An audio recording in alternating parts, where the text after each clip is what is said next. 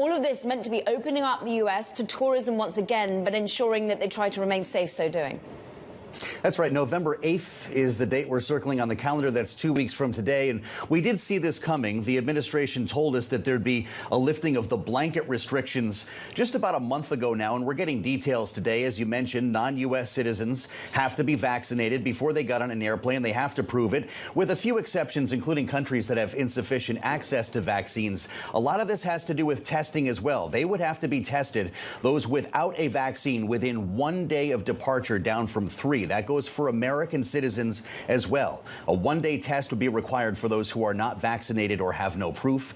Vaccinated Americans still required to show a negative result within 3 days of travel. And there's also a stipulation for children. Those under 18 are exempt from the vaccine requirement. They'll still have to take a pre-boarding test, but if they are with unvaccinated adults or if they're alone, they'll have to have a test that day before as well. And the CDC, lastly, is implementing a contact tracing order as part of this, so people who could be potentially exposed, they'll have a way to reach them as well. So we are seeing a bit of a break here at last in these restrictions. Yeah, Joe, is this a break in the restrictions, though, or do you see this as sort of a clear dividing line between sort of separating people who can travel and making it more difficult for those who maybe aren't vaccinated? Well, I'm not sure if we're making it more difficult. I mean, this exemption here for countries, for instance, that don't have as much access as the United States is an example of that. But sure, you can look at it either way. I just think people have been looking for some kind of guidance here, some kind of concrete go forward, and including the airlines themselves, of course, many of which have forced their own employees to adhere to a vaccine mandate.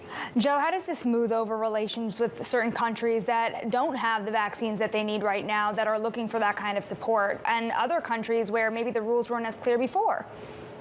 Well, I think that just having clarity is really a big part of this here. So many countries have been asking what's taking so long, and so many foreign nationals, for instance, with family here, have wondered exactly what the holdup is. This is all happening, of course, just before President Biden heads to the G20 this weekend, and will be dealing with more than 100 countries at the COP26 UN Climate Summit next week. So the timing here is interesting, just as the president. Of course, it's the Biden administration putting out these bullet points, these new rules that we're talking about, just before he heads abroad now to talk to all of those same world leaders.